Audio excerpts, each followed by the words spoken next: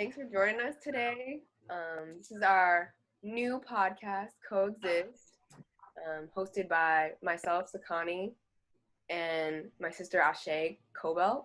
And we just wanted to create a space Hey. to have conversations and explore creatives in the Pan-Africa or African diaspora. So today we have Guy joining us, and he is a teacher and educator and creates horror stories, and he wants to make sure he shares and teaches kids how to do the same, how to create those stories. So thanks for joining us today, Sky. Wow. What's up? Yeah. So Ashe, do you want to introduce yourself? Well, I'm your sister, and I'm just really excited that you asked me to join in on this podcast with you. I'm really excited to meet all these different creators from around the world. I went to Hampton University as a public relations major, graduated with my bachelor's degree. I have so many different things that I do, so I don't even know where to pinpoint everything, but I love history. I have an emphasis in history. I love storytelling, and I'm definitely for anything that's for creatives, for artists, and for building up the community, building up children. Definitely anything that has to do with uniting Black families. That's definitely all me, all day, every day. So yeah. And what about you, Sakani? Well, I've always it's in the background. I've always been more performing arts, so I like to be a part of the arts, but I have more of a sports science background, and I just really felt like I needed to have a space to share necessarily art and creative things that we may not share on our own, so and kind of expose those that do have already doing the work and putting it out there so more of us can know each other. Yeah. So I have so many questions because I literally just listened through, it's like 6 episodes. I got up to Silent Night. Hey, I can dig it. I don't know if you want to start off questioning. Yeah, well, Sky, yeah, I have a list. So, Shay, you can, I think we'll do the intro. So, Sky, you can tell us about your background, and then we'll get into your stories. All right, cool. So, my name is Sky. My full name is Skyler, but I just like Sky. As Sakani already said, I'm an educator, storyteller that specializes in horror. Since I was a little seed, I loved horror.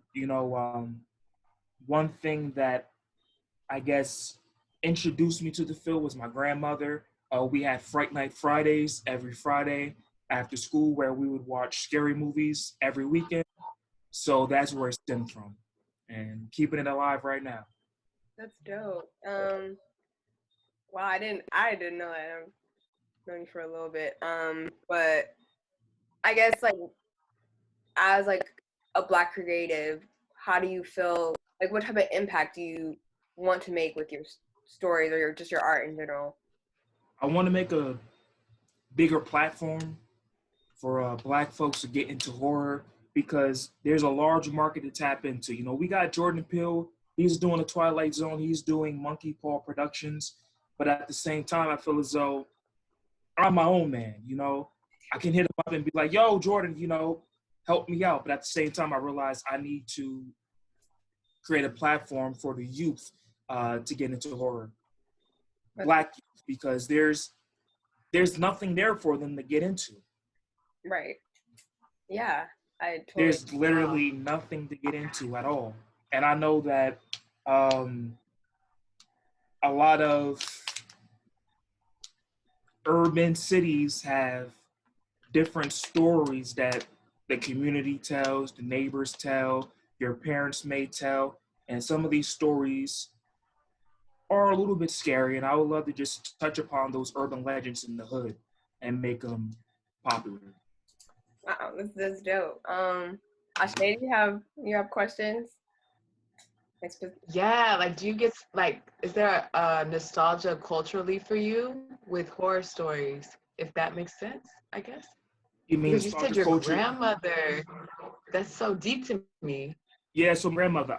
So my grandmother, shout out to her. You feel me? She's kicking it in heaven right now. She passed away. What was it like? Wow. August or either September in the summertime. But Blessings. she introduced me to horror films. I don't even know how she did it. It was just one day we were watching the Sci-Fi Channel, and I believe Stephen King's It was on. And from then on, I love horror movies. Every single Friday, we would watch the Sci-Fi Movie Channel. This is when they had horror movies featured every Friday. And then they also had something I believe called Spook Saturdays, where they would show Tales from the Crypt and other horror-related television shows. And we watched them together. We discussed them, and she would tell me scary stories. And I guess that's how I picked up on storytelling as well. And like, okay, for someone who's not into horror stories, you know, Mm-hmm. what do you think it is about it that really attracts you to it, besides the nostalgia aspect? What attracts me to it? Theories, right? The theories. So not too many Or like, people are what would you tell someone who's not attracted to it, like why they should be? why they should be, because horror is based on life, right? Horror movies, horror stories, Mm. these stories about different mysteries exposes human nature. You can learn a lot from watching a horror movie. You can learn a lot about even watching true crime videos, true crime television shows. Human nature is beautiful because you really get to understand why some people think the way they do. It all goes back to psychology, right? So I don't know if you're into psychology or you, Sakani, but Man, you know, uh, the word psyche means mask, and in a lot of horror movies, you have Mm. someone wearing masks. You have villains hiding behind a mask. In reality, you have people hiding behind this mask that they put on in front of other people. And it's literally a horror show because instead of them physically, killing people, they hurt people, they hurt their family members, they hurt their friends, and they slaughter a whole bunch of people. So in a way, horror movies are connected to life. I never knew that about the mask and the psyche. I never knew that. That's crazy. Okay, my phone's acting out, right? Okay, I have so many questions written It's down. all good. Just ask them Like, away. yeah, like, what do you, when I was listening to the podcast, I could hear some of the lessons kind of in the podcast. Like, when she was rolling her eyes and, what did you say that her mother, someone else's mother said that her eyes were going to stick that way? I'm sorry? Say which one specific one you're referring to. Yeah, yeah. Like when she was You rolling her talking eyes and to you said that the eyes were gonna stick. Oh, I think it was episode Double Dare. one, like in the first Double episode. Dare about the two And friends walking past the graveyard. Yo, yeah, yo, I was like, yeah. it definitely brought me back to And like just childhood and even stories. the chocolate. Okay, sorry. It's all good. Oh It's all no, good. You no, said no, about the go chocolate? ahead. Yeah, even the chocolate, that part about the chocolate. It's like you were kind of dropping some, just some things you hear from childhood or that your parents tell you, and that you don't always think is true, but as you become an adult. And I was just wondering, like, is it working with kids? Is it what necessarily made you put those pieces in the story? It's working with kids as well as my own inner child. That's what keeps me writing these stories. That's what keeps me interested in these stories. It's my inner child. When I was little, all I did was write scary stories. All I did was watch scary movies. All I did was tell my friends urban legends. If you're familiar with Gerald from Hey Arnold, you know, all he does is tell urban legends and scary stories, and he's trying to tell his classmates and his friends tales to prevent them from either harming themselves or to make them think. That goes back to the whole notion of the storyteller. I know you're hip to history, and I know in like indigenous African cultures, storytellers were important because they always gave a message. You know, storytellers were very, very prominent. Storytellers were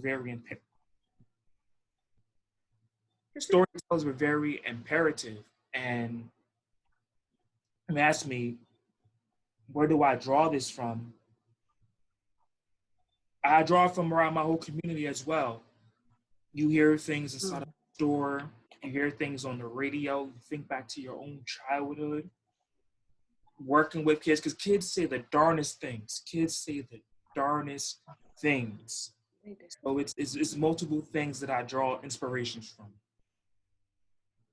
But definitely my own inner child. You know, you have to keep your own inner child alive. Yeah. No, you know, everybody has an inner child. You know, the feeling you get when you go inside of a store and you see your favorite candy, when you start thinking back on your elementary school memories and you think about the scholastic book fair, when you are at the park and you see a hopscotch game chalked out on the sidewalk, they all bring back memories of our inner child and our childhood. And I think it's important that we connect to that because that's going to keep us going. Yeah. Do you feel like it's kind of a part of our job to make sure that our stories are told so they don't get lost and find ways to do that? I would agree because storytelling, you know, they're being passed down kind of like DNA and genetics. And if I don't pass down my DNA or my genes, you know, there's going to be no more Davises. You know, that's it. So if we don't pass down our stories, that's it. There's going to be no more stories. There's going to be no more history left. And that's why it's important that we do tell these tales. Yeah, it's really powerful. I think I was listening to the werewolf episode. I think that's like 2, right? I believe so. I'm not even sure. It's one of the episodes. Yeah, and it was just like, it brought me back to those moments when you know, like in real life, when things just feel off and you're like, there's something about to happen to me. Like when you're saying like, I guess, you know, people are gonna have to like listen to it, but just like there's like one part where he's kind of out and he knows that there's the werewolf, he's gonna see the werewolf, and I'm just like, oh snap, like yo no. So I don't know, it just like I was able to like, I like the fact that I could relate to it. I think what it is, you know, kids love fear. Kids love fear. Kids are very curious. They always want to know the unknown. So I think that's what also helps me and get inspired by the stories. The fear of the unknown. The fear of the unknown. Yeah. Do you feel like kids need to still tap more follows us into today. Wait, what are you saying, O'Shea? I was like, wow, that's still like something, like, you know, your inner child kind of, it follows you. So it's like something you even feel today. But I never even thought about that. Like, yeah, even as a kid, you know, I thought that was interesting. You have that curiosity. Yeah, that's that very curiosity. True. Yeah. Everyone's curious. Think about it, right? For example, when you're making toast, you know, when you're making toast and say the bread doesn't pop out all the way, you get curious on how I can take this piece of bread out but not hurting myself. And then sometimes it's that possibility of, should I use a fork? Should I use my hand? I don't know what I should use. I'm curious. And then you just spend minutes and even hours contemplating what I should do. Everyone's curious, and I believe curiosity is a superpower. It helps us discover our secrets, our own personal power that we can implement in our daily lives. So go ahead and be curious. I would say that. That's dope.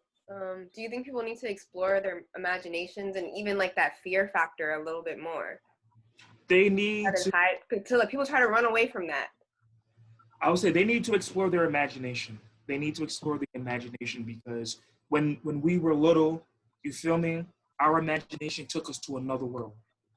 You know, I remember playing with my wrestlers, Triple H and John Cena, and I'll be in my room for 5 hours. Now I didn't John realize Cena. 5 hours. I didn't Right. realize it was 5 hours, and I used to put on the music. I would go onto YouTube and play their music, pretend that they were coming down the ramp.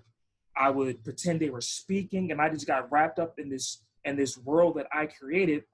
That I was no longer on Earth, if that makes sense. I was in my own little world, and anything that I said could happen. Right. And then once, and Sorry. unfortunately, once dinner time came, that world ended. And the next day, I wanted to return to. Yeah.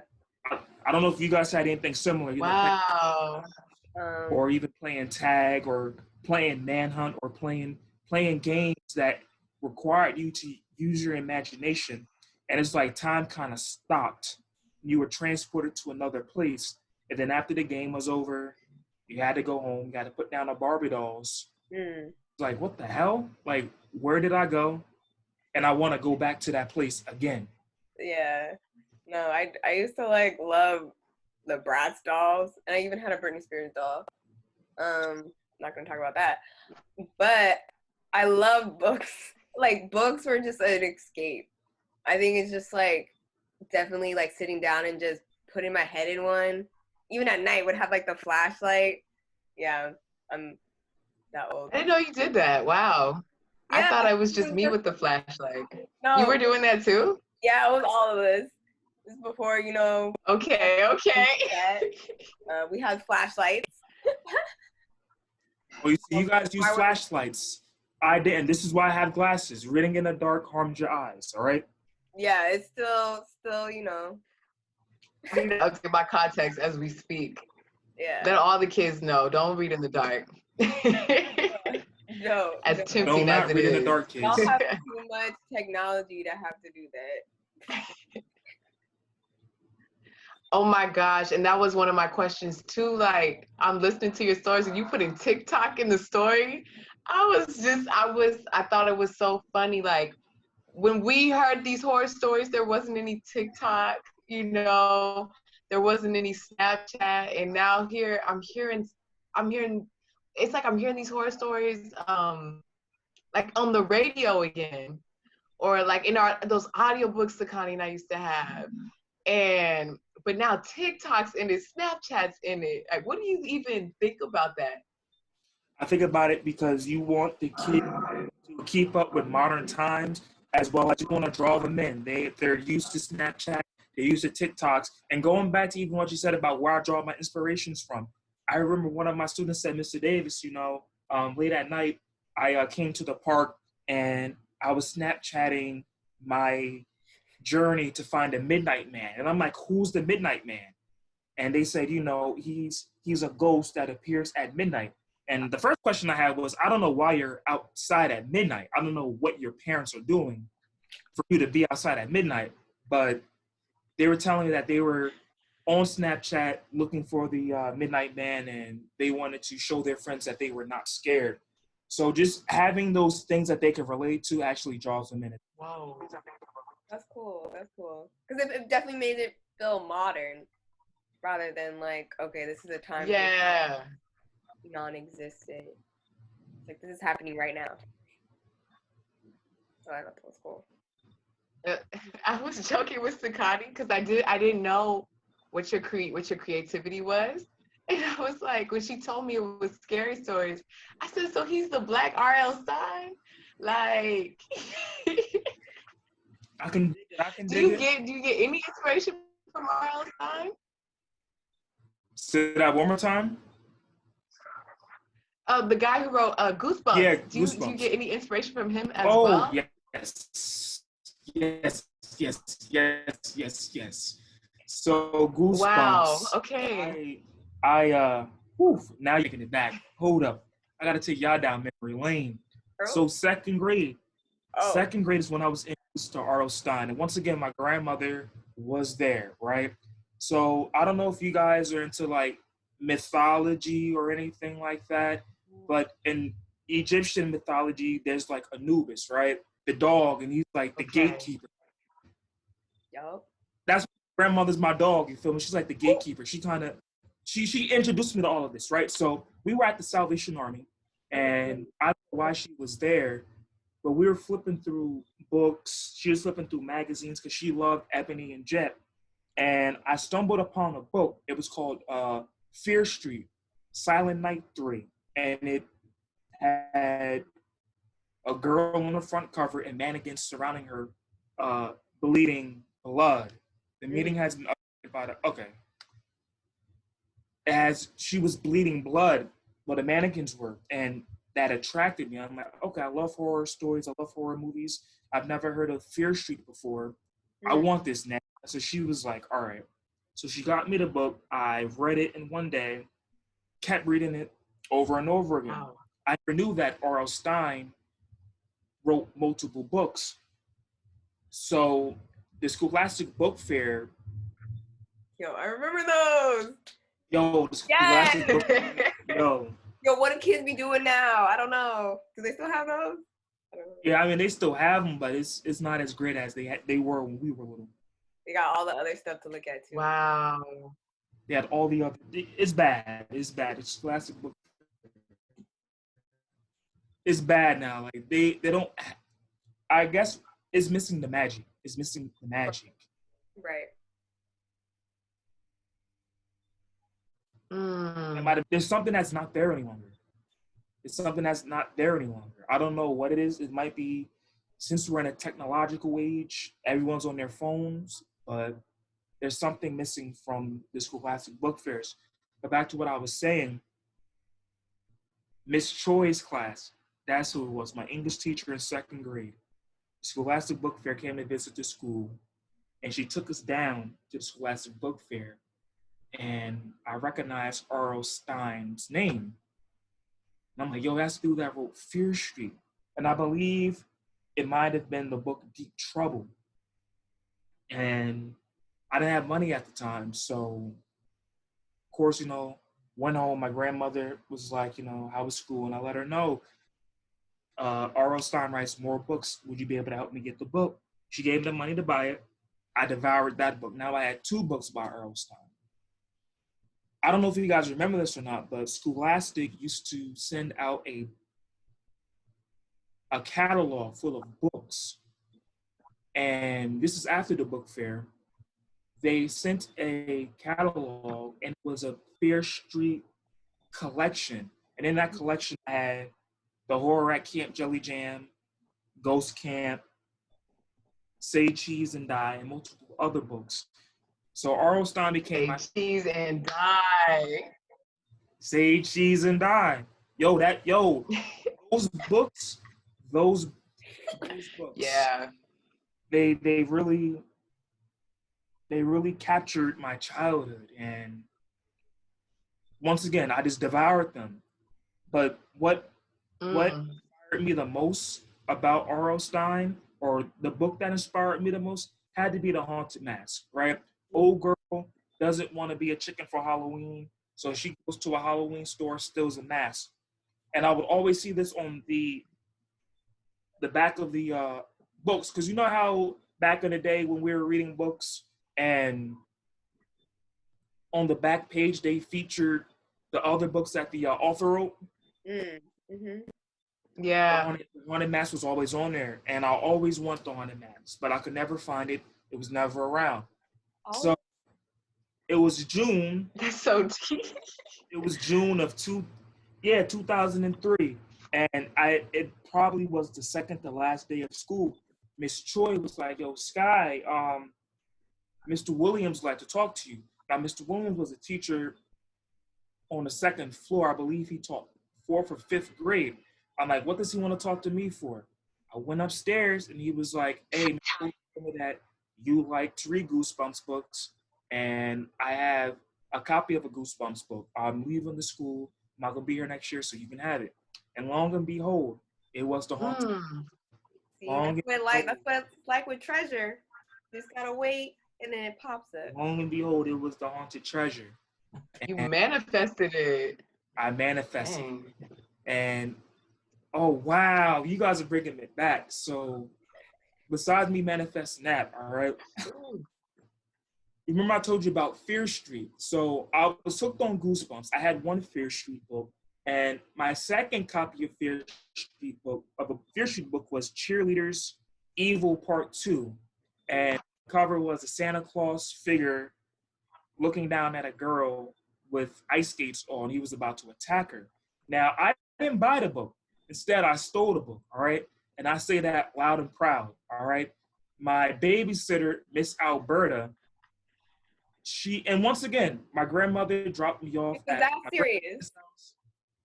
My grandmother dropped me off at this babysitter's house because my grandmother had to work. Once again, my grandmother has always been in the corner of this horror journey. It's crazy. All right, I had nothing to do at the babysitter's house. I was bored. Once again, kids are always curious.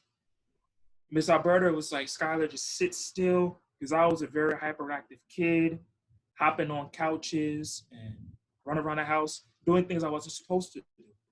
She went upstairs to go get something. So I started, looking around, and her son's room was across the hallway from the living room. So I was like, well,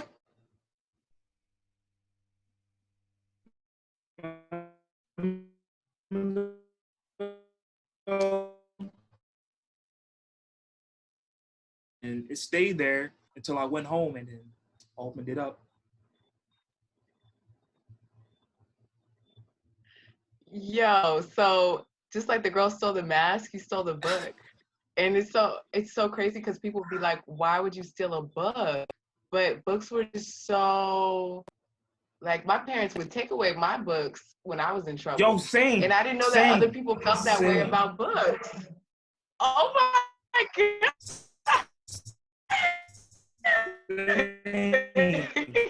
Same. All right. So I'm a pretty chill person. However, though, I sometimes have a reckless mouth, and I just don't care. So in high school, I was very, very reckless, cursing teachers out and telling them about themselves because, educators should always be responsible. I do believe that kids be responsible, but then also a lot of teachers aren't responsible, and the teachers are the one that sets the ground rules. So if you have a lazy teacher, you're going to have a lazy student. So I used to tell my teachers off all the time, like, look, you're not respectful, you're not responsible. How do you expect us to learn? You can learn from us like we can learn from you. So stop being ignorant. And got a phone call home, and my mom was like, you know what? I'm sick of you. I'm sick of it. Give me your books. I'm like, what? She's like, give me your books. Dang. And I'm like, all right, cool.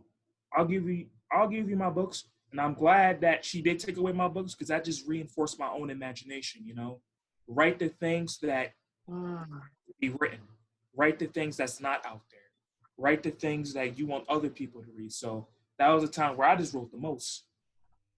That's great. Wow. So, and how long have you been writing? Man, I've been writing since I was probably 5-6 years old. And it's funny, when I used to write, I never used my real name, right? It's crazy because later on I learned that was called a pseudonym. But when I was younger, I would never use my real name. So I forgot what name I used.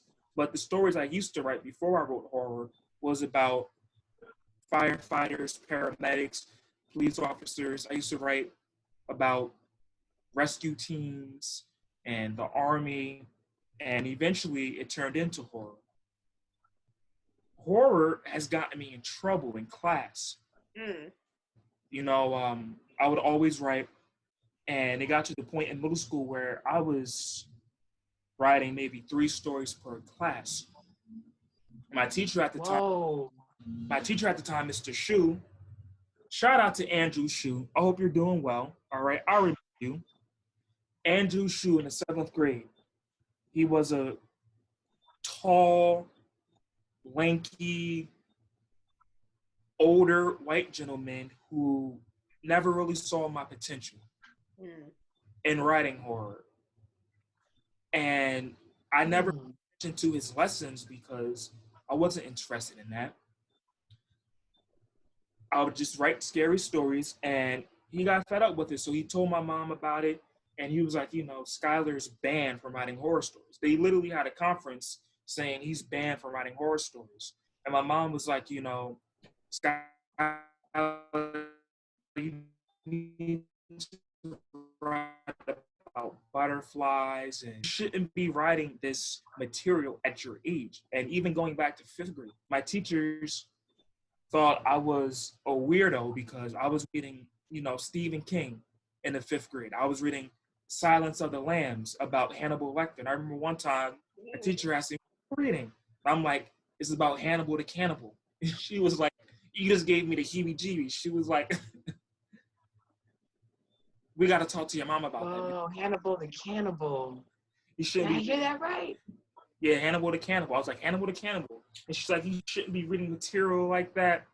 So I was a problem child. You feel me? But not not in a way to intentionally, disrespect teachers. I was just doing my own thing. That's how you know you're doing it right, though. When people have to, when it starts making people uncomfortable, when you're working on your craft so much, it's making people uncomfortable. That's so crazy. But Yo, it's like it's natural for you. That's what's so wild about it too. no, it's natural. I'm even going back 8th grade. And I know I'm jumping around, but these memories are all coming back.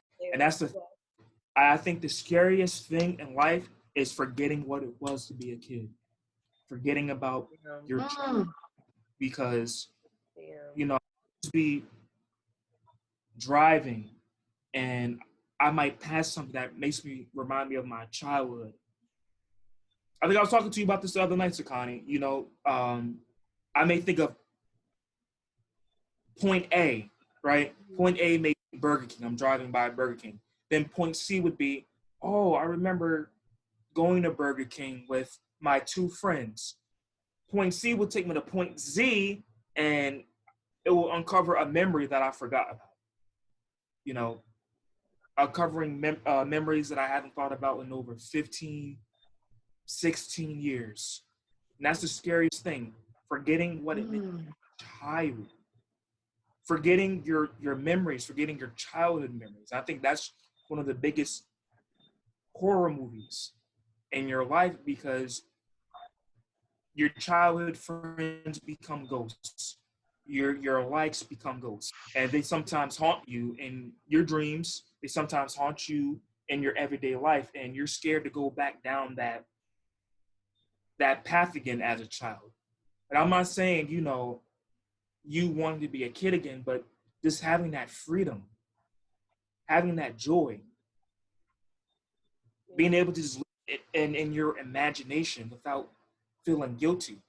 A lot of us become so stern with ourselves. A lot of us become so strict with ourselves that we do damage to our inner child. And this is why I think a lot of people say that it's hard to have an imagination or they can't be imaginative because they're so strict on their inner child or so strict on themselves, their inner child doesn't want to come out. Like a parent, if a parent is strict on their child isn't going to want to open up.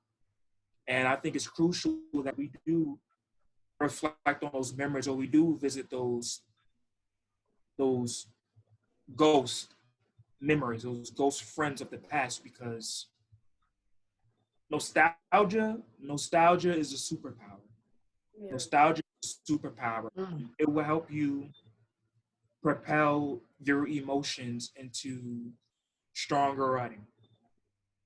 So how do you think, I guess, as adults, like we should maintain that nostalgia and imagination? Like when you're always so focused on, responsibility and being strict on ourselves. Like how do we get back to that place?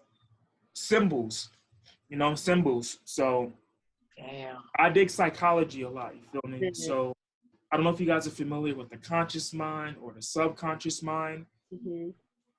The conscious Yes. mind Mm-hmm. is what you use to interact with the world. We're using our conscious mind now by talking, by opening the door handle, by going to the store to get something to eat. Our subconscious mind is our memory bank, is where all of our memories are stored. It's where our fears are stored. The subconscious mind is the reason why we act the way we do. However, it can be programmed. This is why I'm saying symbols. Everyone, everyone has a different definition for a symbol. All right. A heart to me may mean my grandmother. A heart to you, it may be your crush. Now, with that being said, we need to start defining the symbols in our life. You said, how do we tap into our inner child? Go and find something that reminds you of your childhood, right?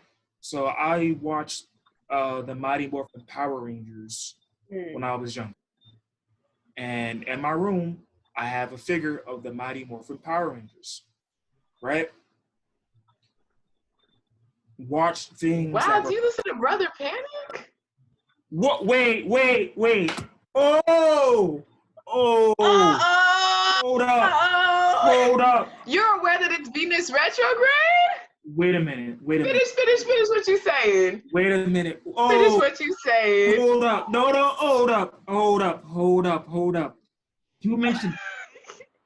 When Oh. you said you have a figure of the Power Ranger in your room, I said, this must be Soul Family right here. Oh my gosh. Hold up. Wow. You said. He had to take off his glasses. Oh snap! Yeah. Off the glasses. Meet someone else who listens to Brother Panic.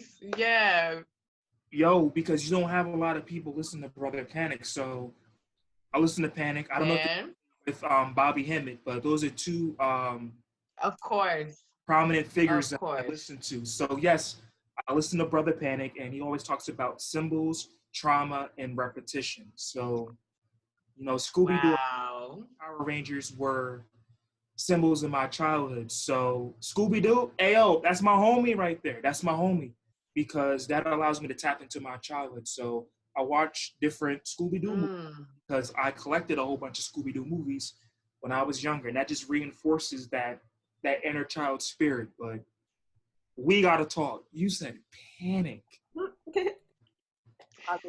Because the figure, when you said you had the Power Ranger figure, I was like, yeah, Brother Panic. When you said symbols and the conscious and the subconscious mind, I was like, okay, he's talking psychology. Let me chill.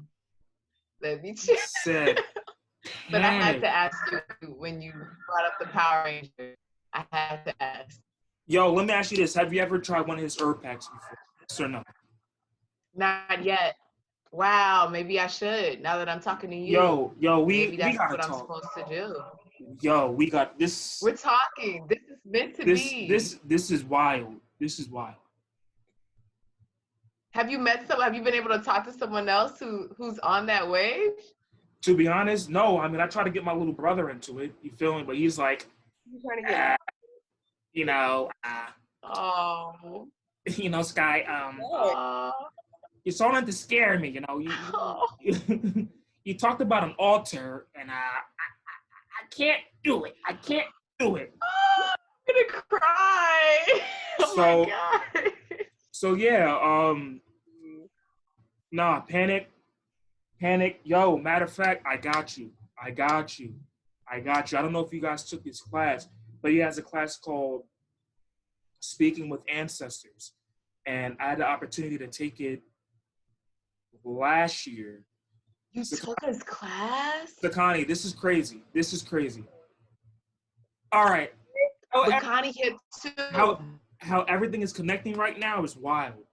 All right, Sakani. So remember last year, 2015, it was homecoming, right? Okay. And remember I told y'all, like, I got a class I gotta take. What year? Oh, It was 2018. Remember 2018? That's why you couldn't meet up. That was the class that I took. Yeah. Okay. Yo, that's wicked. That's wicked. That is crazy. That's crazy. Well, now I'm glad you went to that class. Wait, so you know about Venus retrograde right now? Say that one more time. You're aware of all of that. Say that one more You time. know What? about Venus retrograde. Venus retrograde? Oh, look, I'm hip to a lot of things, but I'm just like very quiet about it because you Yeah. a lot of people they don't understand this information, or they're really ignorant to it. You feel me? So I think the biggest thing is that, like, even like in school, sometimes you would try to have like little like meetings and setups to like show people, how to do stuff. Or you would invite people to go, like, hey, if you want to, like, let's do this meditation. Or oh yeah, that's right. I used to have homies meditate, and people really didn't come out. I mean, Wow. I had a few people come out, and then yo, that's a big yo, thing. somebody saw a mini altar that I had in the room. They were like, hold up. They were like, hold up. You're like, no. Nah, we can't be cool with you anymore, Sky. You're a Satanist. Man. And then I was like, all right, cool. I feel you. I'm like, that's okay. If I'm a Satanist and if I'm the devil, you're my greatest piece of work. Thank you. It was nice knowing you. Okay. Yeah. Dang.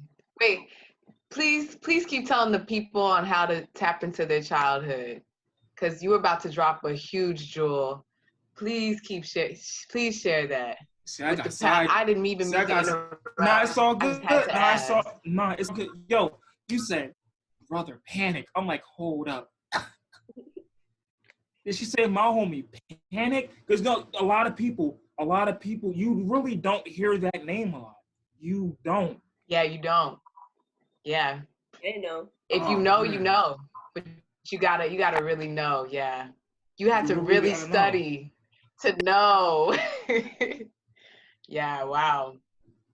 But brother Panic, yeah, he always goes into, talking about repetition, the reprogram of your subconscious mind, because there's a lot of trauma that we've all been through.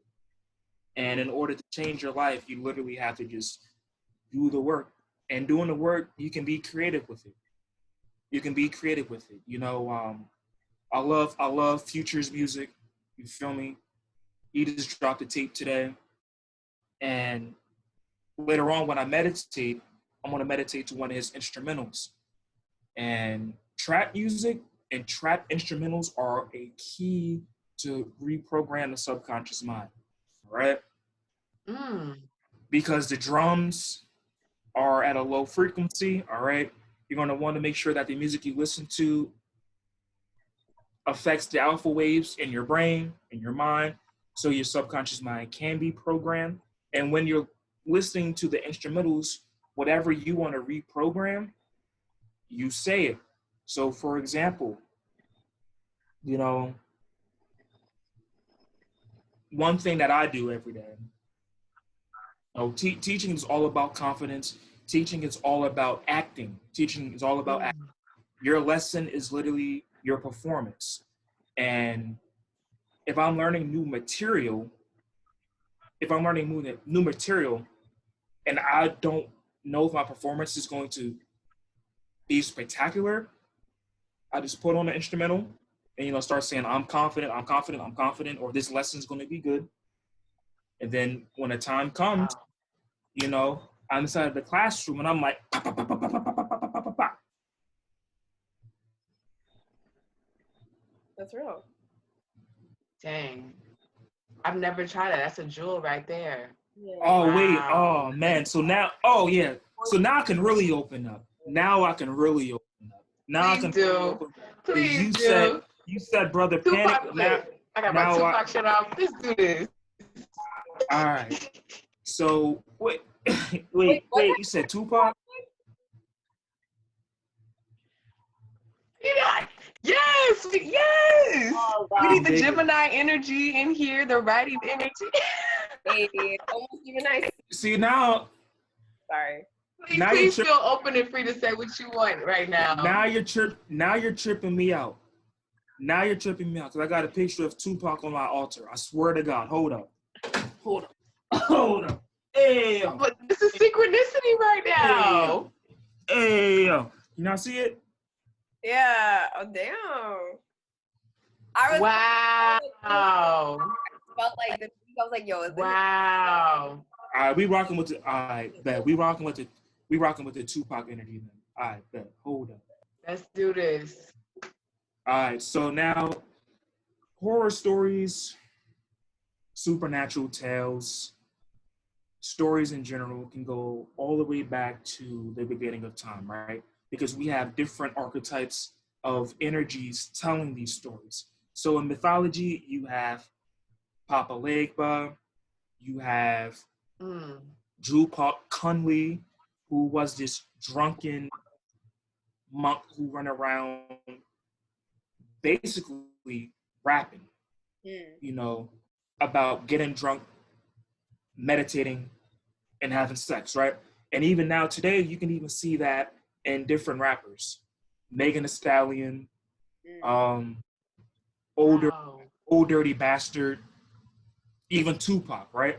So storytelling is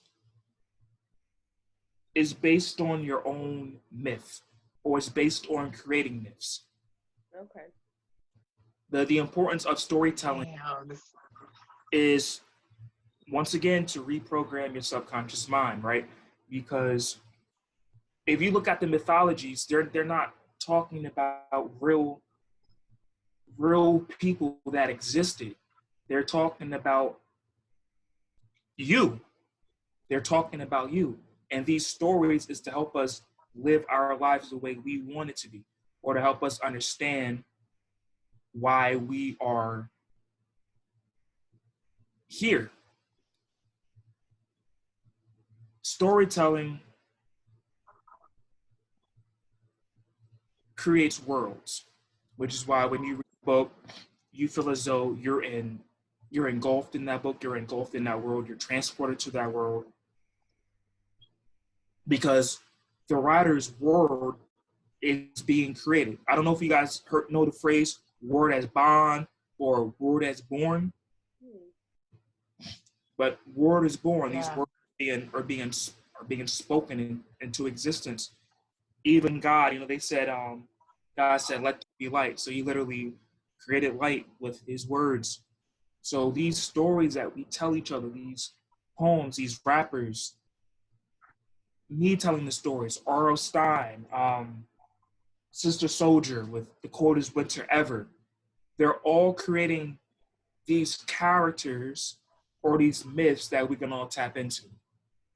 That's what the true importance of storytelling is, to create myths that we can all tap into, all right? For example, in Stephen King's It, you have Stuttering Bill, who becomes a successful writer, all right? A successful horror writer, all right? He's a symbol. He's a that you can work with. If I wanted to increase my inspiration for horror stories, I can just throw on a rap beat and keep saying Stuttering Bill. All right. For example, all right, Megan Thee Stallion, she is a symbol for horses. And I was telling Sakani that, I love horses and I want to own a horse. And I know I'm jumping around, but this goes into my own myth. Megan Thee Stallion is just a character that I can fuck with to help me manifest that horse.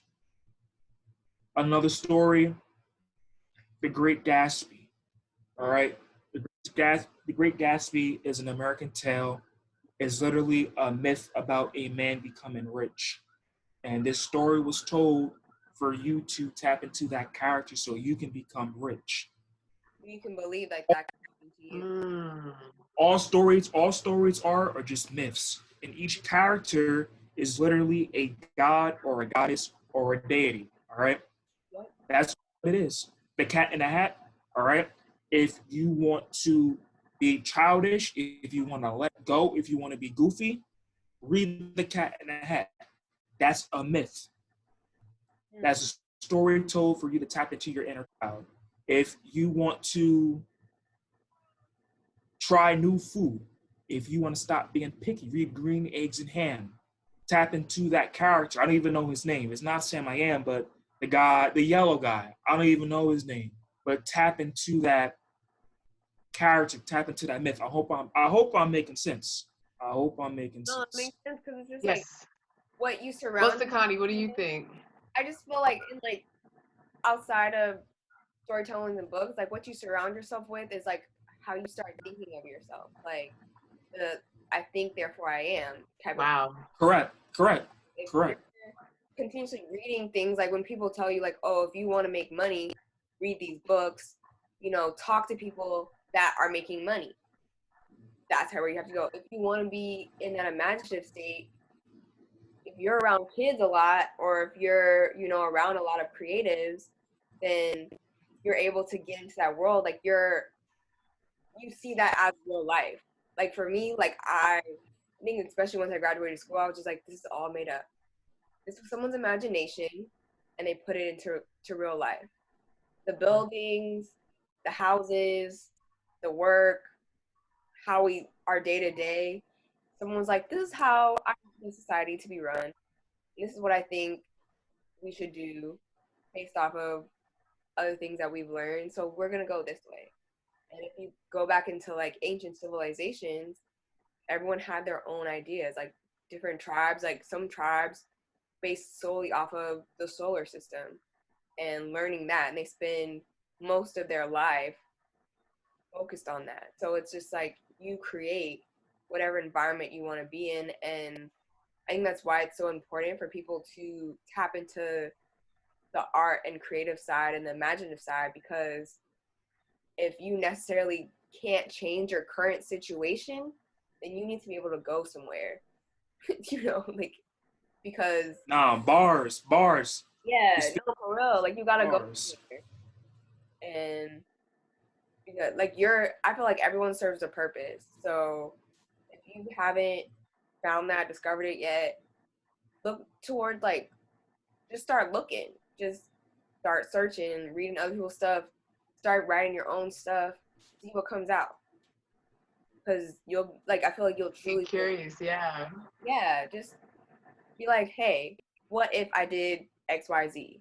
Like what if I drew this painting?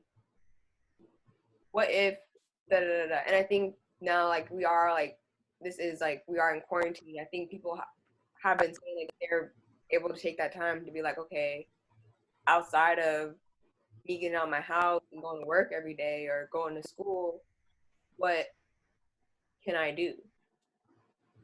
So bars, you're definitely right about that. Definitely right about writing things down and journaling. Journaling is imperative. Listeners, make sure you journal. Journal the good, the bad, the ugly. Journal everything, because difference. Wow, I'm so curious about your journey, or like your story as a god now. Say that one more time. I want to know, like, yeah. I want to know now that I know kind of a little bit more about you. I kind of want to, I want to ask your story, your journey being a god, or going into that mindset, or if you feel like you're becoming a god. Not everybody's comfortable with that, but I think you know what I'm talking about. You don't have to necessarily use that word. Being a creator. I get what you're saying. But I wanted to use that word to, yeah. I get what you're saying. Just going back to the symbols, the symbols are all around us. The symbols are all around us. And the more I look at the symbols, and took a step back, I realized that this was my purpose in life, just to write horror stories and to storytell.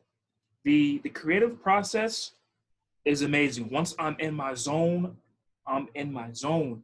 And when I start typing my stories, it doesn't even feel as though I'm typing it. You know, I just A lot of creatives say that, like, you get into this space and it's like you're in another place. You're you're in another place. You're not even thinking. Like I don't think at all when I write the stories. I don't think Wow. and it's amazing because